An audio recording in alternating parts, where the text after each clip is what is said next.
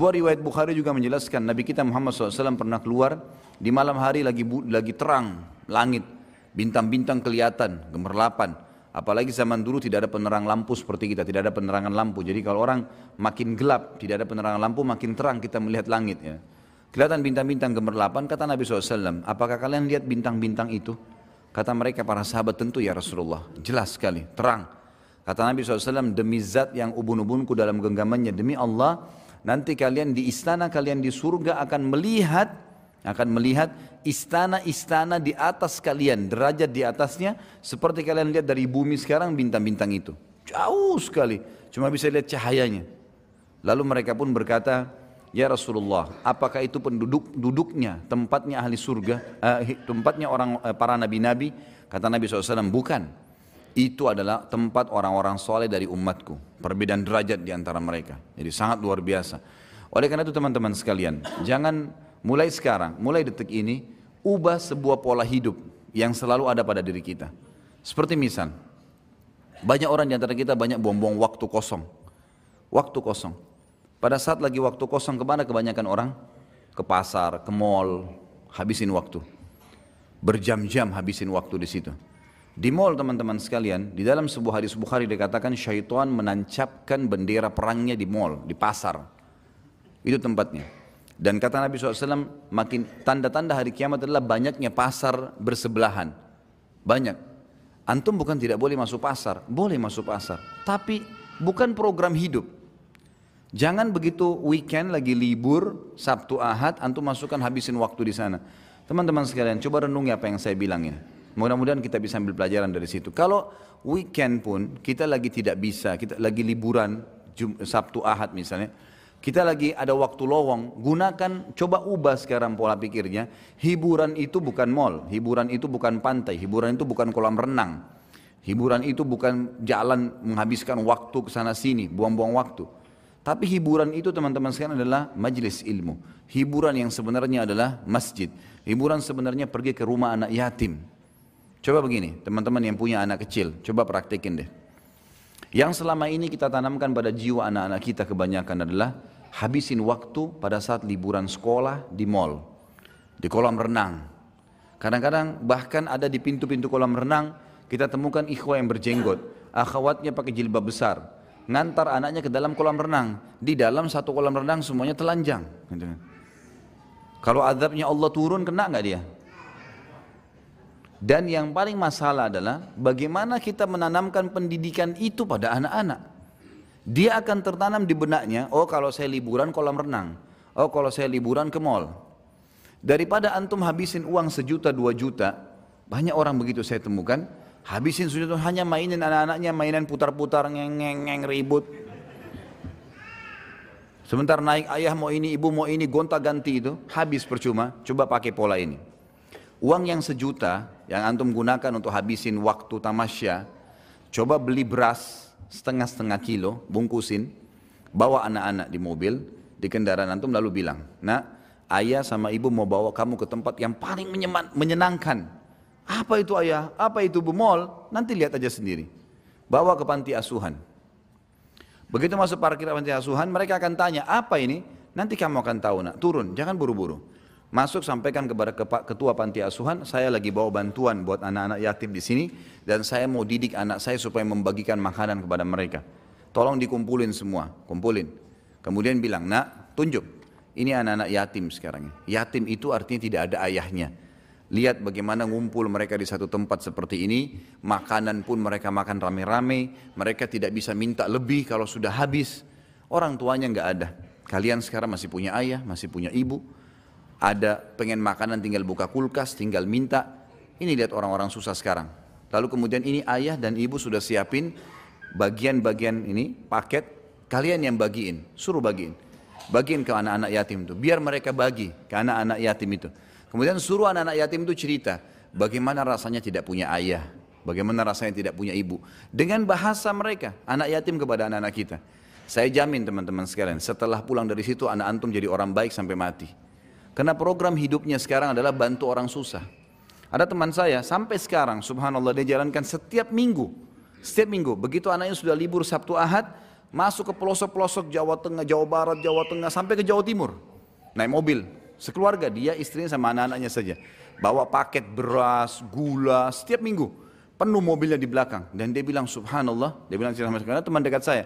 Dia bilang subhanallah, semenjak saya lakukan program ini nggak pernah susah rezeki saya. Ada saja datang. Saya masuk terus saya bawa, bagi-bagiin, suruh anak-anak saya, difoto-foto sama dia. Ada orang yang rumahnya sudah mau rubuh, ada orang anak tidak bisa sekolah karena nggak ada baju sekolahnya, ada yang nggak ada sepatunya dan seterusnya. Akhirnya jadi sebuah program hidup. Anak-anaknya sekarang, setiap kali mau tiba hari Sabtu, mereka sudah bilang, ayah tolong beliin duit, kasih duit, beliin pensil, beliin pulpen. Ditanya untuk apa nak? Untuk kasih teman-teman saya di kampung yang kita mau datangin. Setiap minggu dia pindah-pindah kampung tuh.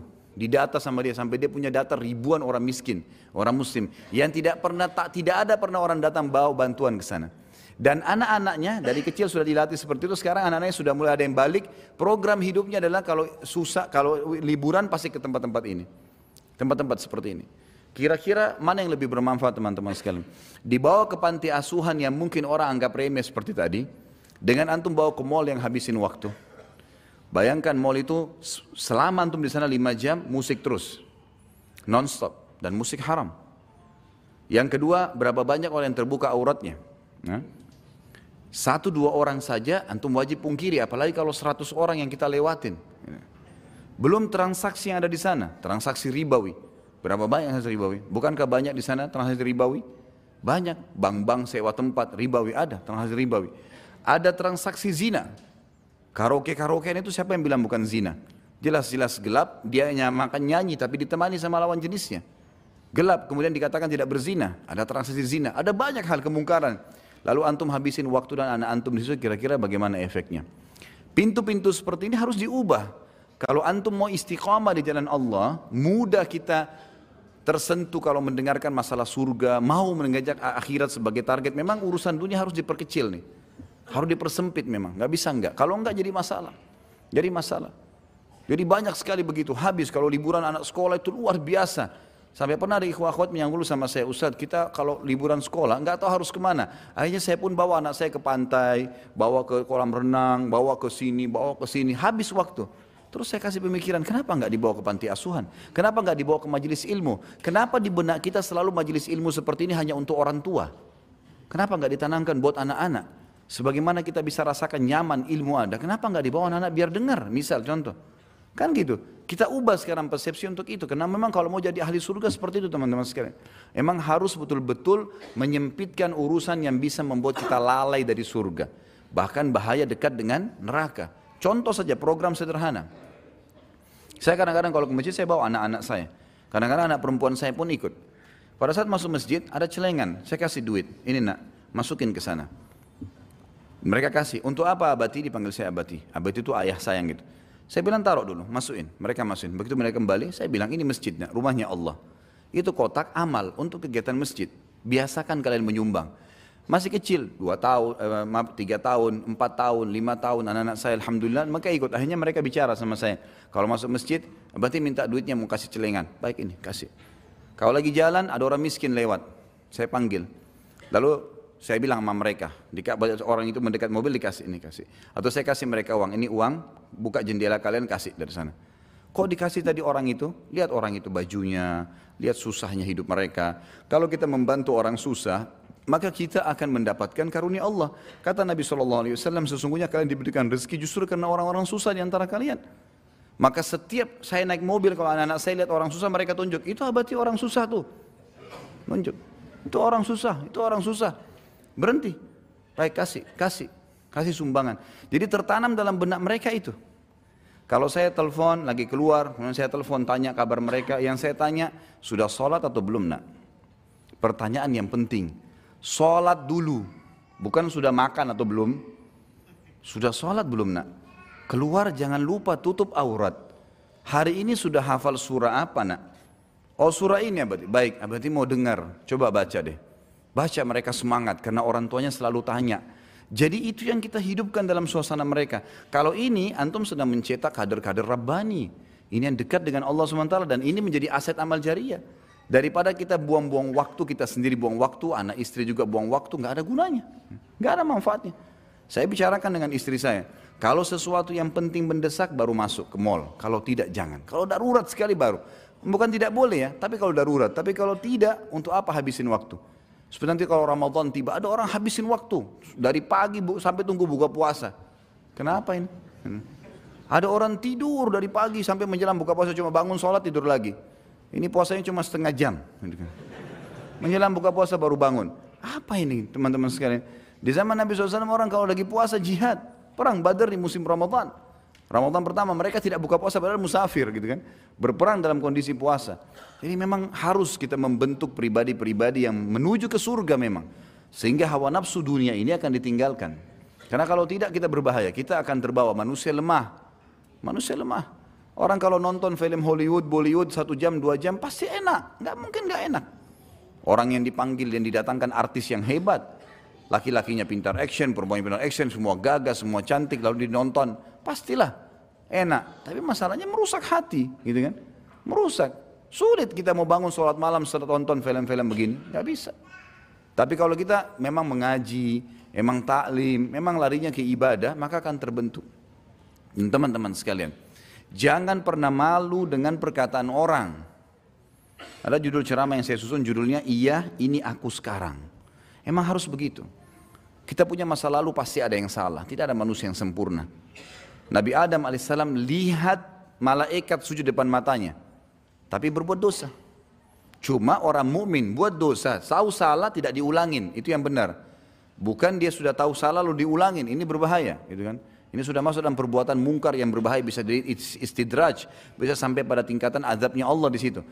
Nabi Musa AS pernah buat salah, Nabi Yunus AS pernah buat salah, gitu kan? Mereka punya berbuat salah. Umar bin Khattab adalah orang yang paling benci Islam sebelum Islam. Kita tidak lihat masa lalunya, yang dilihat masa sekarangnya, gitu kan? Akhirnya setelah dia masuk Islam, dia orang yang paling tegas terhadap orang kafir. Pada saat dia sebelum masuk Islam, dia peminum khamr. Pada saat masuk Islam, dia yang menjadi penyebab turunnya ayat pengharaman khamr. Tiap hari berdoa, ya Allah haramkan minuman ini buat kami, haramkan buat kami. Padahal kemarin pecandu besar. Orang lihat masa sekarang.